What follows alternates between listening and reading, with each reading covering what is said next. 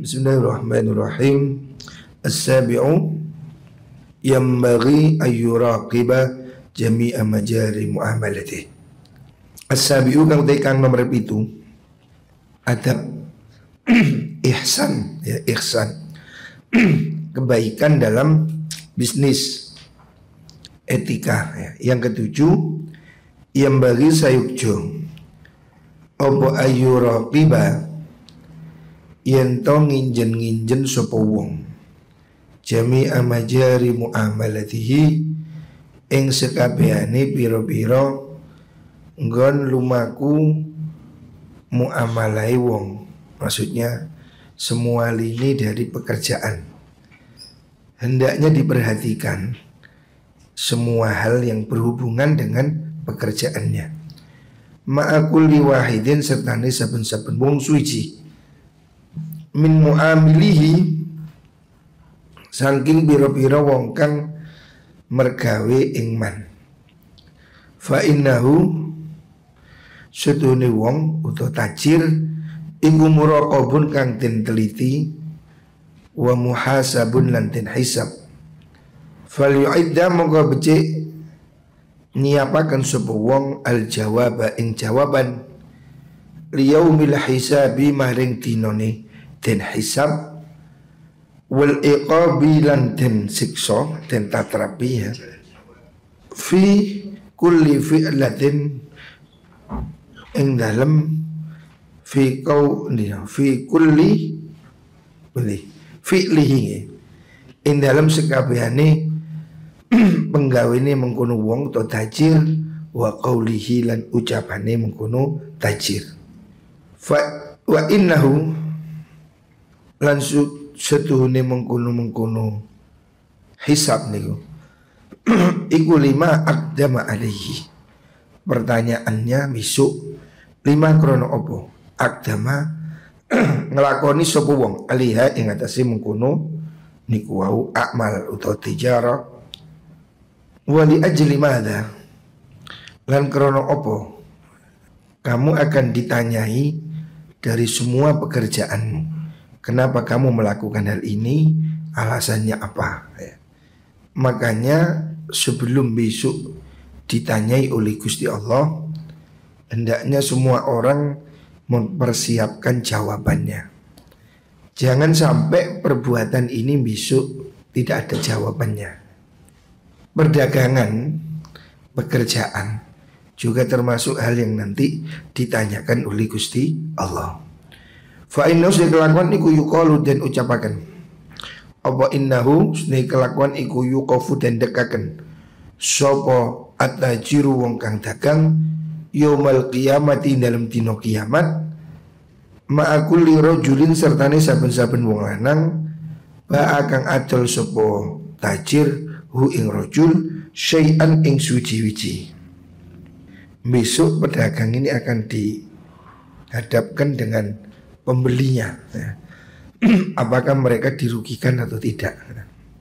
Faqila beliau wa yuhasabu lan den hisab an kulli wahidin saking saben-saben wong suci muhasabatan kelawan perhitungan ada daman kelawan hitungane wong amalahu kang lakoni mergawe sapa tajir hu ingman. Pedagang itu besok akan dimintai bertanggungjawaban dari setiap transaksi.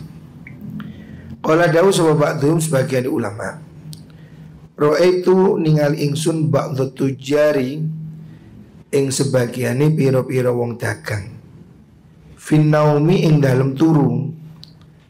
Ada ulama yang mimpi ketemu dengan pedagang, ya. Seorang pedagang yang sudah mati dalam waktu mimpi. Fakultu ngucap ingsun ma fa'alallahu bika ma ing opo fa'ala nglakoaken sinten Allah Gusti Allah bika kelawan sira. Ditanya kamu diperlakukan bagaimana setelah mati di akhirat. Tapi ini dialog dalam mimpi. Qala ngucap sapa ba'du tujar nusyirat den gelar alayya ingatasi ingsun apa khamsuna alfi sahifatin 50.000 lembaran catatan. Orang berdagang itu dihitung transaksinya, ada catatannya. Jadi dia setelah mati dimimpikan oleh ulama, kamu gimana di akhirat? Dia mengatakan saya ini dihadapkan dengan 50.000 lembar catatan, ya transaksi yang dia lakukan di dunia. Artinya semua yang dia lakukan itu apakah merugikan orang lain? Fakultu mongko ngucap ingsun, ahadi utai ikilah khamsuna sof'ah kulluhas kabain hadhi iku dzunubun piro-piro dosa. Faqila dan ucapakan hadhi utai ikilah khamsuna alfi sof'ah iku mu'amalatun nasi, piro-piro mu'amalai menungso, maksudnya catatan amal. Bi adadi kulli insanin kelawan wilangane saben-saben menungso amal tahu kang mergawi sirahu ingman fit dunya ing dalem dunya. Jadi dia transaksi 50.000 kali di dunia, mendapatkan laporan catatan 50.000 kali juga. Jadi maksudnya perdagangan ini diawasi oleh Gusti Allah. Kalau sampai dia itu curang, ya, maka orang yang dia curangi akan menuntut. Nah ini luar biasa ya, catatannya banyak sekali. Sejumlah dia melakukan transaksi di dunia, dia mendapat catatan lembaran catatan sejumlah itu. Dalam kasus ini Imam Ghazali mencontohkan ada orang pedagang mati diimpeni, dia katanya diberi catatan 50.000 lembar yang merupakan jenis transaksi yang dia lakukan di dunia. Likulli insanin iku kuduwe saben-saben menungso sahifatun utai lembaran mufradatun kang den ijikaken fima ing dalam perkara bainaka ing dalam antarane sira wa bainahu lan antarane Allah min awalil muamalati saking kawitane muamalah ila akhiriha maring akhire muamalah. Jadi semuanya perbuatan ini ada hitungannya. Ini yang membuat kita harus hati-hati ya. Orang dagang aja dicatat, apalagi curang ya. Dagang benar-benar itu ada catatannya. Jadi hidup kita ini semuanya ada catatan otomatis ya. Ini harus disadari supaya kita hati-hati. Wa bainahu lan antarane mengkono kuli insan min awalil muamalati saking kawitane muamalah penggawean niku ila akhiriha maring akhiri muamalah. Semua transaksi pekerjaan yang dilakukan itu besok dikeluarkan catatannya, jujur dan tidak jujur tertulis di sana. Fahada utawi ikilah mengkono-mengkono niku wau hisab niku lho khamsina alfi sahifa iku ma perkara alal muktasibi kang tetep ing atase wong kang nyambut gawe fi amalihin dalam amali muktasib minal adli saking gawe adil wal ihsani lan gawe bagus wasyafaqati lan welas ala dini ing atase agama. Orang yang sudah hati-hati itu aja masih mengalami kesulitan, padahal dia sudah bekerja dengan adil. Fa inik tasara mongko lamun ngringkes sapa wong alal adli ing atase adil. Kan kemarin dalam bab muamalah ini Imam Ghazali membagi beberapa tingkatan. Yang pertama, dalam bisnis itu harus adil. Adil dalam arti tidak ada kecurangan, tidak menipu dan seterusnya ya. Tingkatan selanjutnya itu ihsan dalam muamalah, yang disebut Imam Ghazali mulai awal sampai akhir. Itu mencakup tingkatan dasar adalah adil. Dalam jual beli harus adil, lurus. Bisnis apapun dasarnya harus adil, tidak ada kecurangan. Kemudian kalau dia sudah adil, sesuai tuntunan, dia naik menjadi ihsan, berbuat baik ya. Melebihi adil. Adil itu pokok, ihsan ini tambahan kebaikan yang dia lakukan dalam perdagangan. Wasafaqa ala din, dan menjaga agama ya. Ini sudah bab terakhir dari etika muamalah. Siapa orang dalam tijarah, dalam bisnis, dia hanya mengambil yang pokok, yaitu adil, jujur, maka dia sudah bagus, tapi belum sampai ihsan. Jadi sama dengan ada Islam, iman, ada ihsan. Ihsan ini tingkatan yang lebih baik ya. Kalau orang itu dagang hanya jujur, pas, nggak kurang nggak lebih, itu sudah bagus. Tapi kalau dia melebihi, memberi kemurahan, memberi kemudahan, itu namanya ihsan, bisnis yang lebih baik ya. Fa in iktasara lamun ngring kesepung alal adli, ingat segawe adil, karena mongko ana sapa wong iku minas sholihina, sanging golongane wong kang soleh. Kalau kamu mampu berbisnis secara adil saja, artinya lurus, tidak kurang tidak lebih ya, persis, adil, jujur, sesuai aturan, itu sudah bagus. Itu berarti kamu termasuk golongan orang yang soleh. Tapi wa in adhafa lamun nyandaraken sapa wong ilaihi maring adil al ihsana ing gawe bagus. Kalau kamu naikkan level bisnismu ke tingkatan ihsan ya. Kan Imam Ghazali memberi level dasar itu adil ya. Ini yang tidak boleh ditawar. Orang bisnis, orang bekerja harus adil, jujur, tidak nipu, tidak merugikan, tidak berbuat jahat ya. Ini dasar. Ini adil namanya.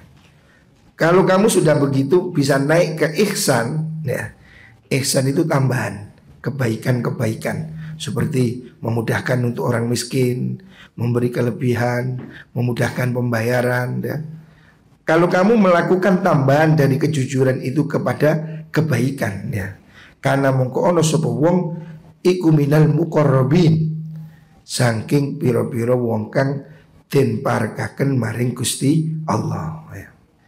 Jadi bisnis ini juga bisa membuat orang yang baik dalam bisnis itu muqarrabin, tingkatannya tinggi ya. Orang dagang itu profesi yang bagus ya. 90% rezeki terdapat dalam perdagangan. 90% rezeki. Inna fit tijarah tis'atu a'syari rizki. Di dalam perdagangan ada 90% rezeki. Artinya cara jadi kaya paling gampang itu dagang ya. Orang-orang kaya itu dagang. Dokter, profesor kalah. Orang pintar-pintar itu ya jadi dosen, tenaga ahli. Tapi yang kaya itu pedagang. Lah dagang itu pekerjaan yang baik. Karena apa? Karena dagang ini kan memutar roda ekonomi. Dan orang dagang itu kan mengharap untung setiap hari. CJ pegawai. Pegawai itu kan sudah mesti nunggu tanggal 1. Dia nggak ada, hidupnya nggak ada kejutan. Pokoknya tanggal 1 ya wis. Tapi pedagang itu berharap setiap hari ini laku, hari ini laku, hari ini nggak laku. Setiap hari dia naik turun, sehingga dia perlu terus berdoa. Makanya kamu yang dagang itu jangan kosongan. Sholawat nariyah, waqiah, gimana dipacu supaya hari ini banyak rezeki. Jadi orang yang dagang ini menjadi baik karena dia seharusnya ya lebih dekat pada Allah. Sebab dia setiap hari mengharapkan untung, rezeki, peningkatan dan seterusnya. Orang dagang itu yang jujur masuk surga ya. Karena sedikitnya orang yang jujur. Sayangnya orang dagang itu banyak yang tidak jujur. Sayangnya di situ. Seandainya orang dagang itu jujur, dia masuk surga. At-tajirul amin, pedagang yang jujur itu fil jannah, masuk surga ya. Sebab dia akan membuat ekonomi ini bagus, makmur. Cuma karena banyak pedagang tidak jujur, pemain banyak yang kartel, harga kacau balau. Lah itu yang tidak boleh. Mafia itu loh. Kalau dagang yang jujur itu bagus ya. dagang jujur ditambah dengan ihsan. Ihsan itu berbuat baik ya. Jujur ini wajib, adil ini wajib.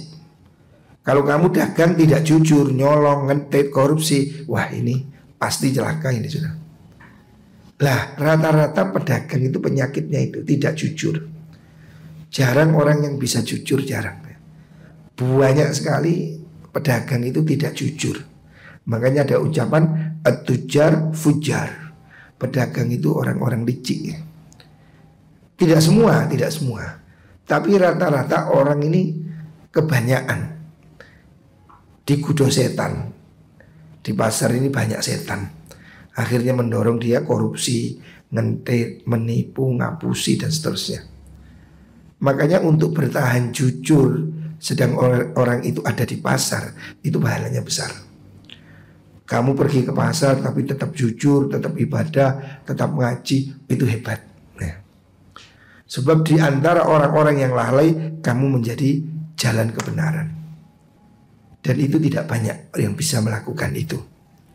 Makanya ini kitab Ihya ini membahas secara khusus etika pedagang. Supaya kita ini ya di dunia ini bisa mencukupi diri ya, bekerja, tapi juga tidak lupa pada akhirat. Sebab insting manusia semua orang ingin kaya, tidak ada yang enggak. Rata-rata semua orang hidup kepingin kaya. Cuma cara mendapat kaya ada dengan cara yang baik, ada dengan cara yang curang. Lah Imam Ghazali dalam kitab ini menjelaskan batas-batasnya. Bab pertama jujur, itu nomor 1, adil. Jual beli harus dilandasi kejujuran. Tidak boleh ada penipuan, pencurian, mencuri timbangan, mencuri kualitas. Apapun yang namanya pencurian itu jahat ya. Pertama kali perdagangan itu harus dilandasi adil, jujur ya. Itu wajib. Setelah itu naikkan ke ihsan. Jujur ditambahi plus ihsan. Ihsan itu berbuat baik, berdagang dengan akhlak, berdagang dengan memberikan kemudahan, berdagang dengan tidak merugikan orang lain dan seterusnya. Ditambah dengan syafaqah, menjaga agama, berdagang tapi tetap jamaah, berdagang tapi tetap ibadah, berdagang tapi tidak melupakan agama. Ini namanya syafaqah al-din ya. Jadilah kamu pedagang, tapi jangan sampai kamu lupa pada akhirat. Profesi apapun, sufi tidak harus di masjid. Kamu bisa jadi sufi di pasar, sufi di kantor, sufi di kebun ya. Dimanapun kamu tetap menjaga diri, beribadah, berzikir, dimanapun kamu berada sambil bekerja. Lah itulah tingkatan yang sudah masuk pada muqarrabin. Kamu akan termasuk golongan orang-orang yang dekat pada Gusti Allah. Fa in ra'ala mengreksa sapa wong ma'adzalika satane mengkono ihsan wa dhaifat dini ing pira-pira penggawe agama. Kalau kamu berdagang bisa melakukan kejujuran dan berbuat baik, ada misi kemanusiaan di situ. Terus ditambah dengan kamu tidak melupakan ibadah. Kama kaya perkara dzikira kang den tutur apa ma fil babil khamisin dalam bab nomor 5. Bab ini yang terakhir ini, karena mengkono sapa man iku minas siddiqin. Saking golongane siddiqin ya. Ini tingkatan kekasih-kekasih Allah, siddiqin ya. Orang-orang yang sungguh-sungguh menghamba pada Gusti Allah ya. Jadi ini bab yang hari ini terakhir ya, dari adab bekerja. Begitu pentingnya bekerja dengan akhlak, bekerja dengan etika. Imam Ghazali membuat satu bahasan tersendiri dalam kitab Ihya ini, khusus bahasan etika bekerja, cara bekerja yang benar ya. Artinya pekerjaan ini jenis dari ibadah. Kamu bekerja dengan baik, itu berarti kamu beribadah. Pekerjaan ini bagian dari fardu kifayah. Tetapi kamu harus ingat, bekerja di dunia haruslah ada misi untuk menanam di akhirat. Makanya jadilah pedagang atau pegawai atau profesi apapun, tetapi jangan lupa ibadah ya. Kesimpulannya itu. Wallahu a'lam. Tamma kitabul kasbi wal ma'isha bihamdillah wa mandi. Nah, ini sudah selesai. Jadi hari ini pembahasan terakhir tentang masalah etika bekerja. Besok kita akan masuk bab kitabul halal wal haram. Pembahasan tentang keutamaan ya, harta halal dan menjauhi harta yang haram ya. Ngaji besok ya. Ini bab yang penting karena akan disebutkan tentang keutamaan bekerja yang halal dan menjauhi pekerjaan yang haram ya. Termasuk di situ syubhat. Bagaimana mengenali harta yang syubhat antara halal dan haram. Termasuk di situ nanti beberapa pembahasan yang penting tentang harta. Muka-muka kita bisa bekerja dengan baik, dengan ikhlas dan diberkahi Allah Subhanahu wa taala.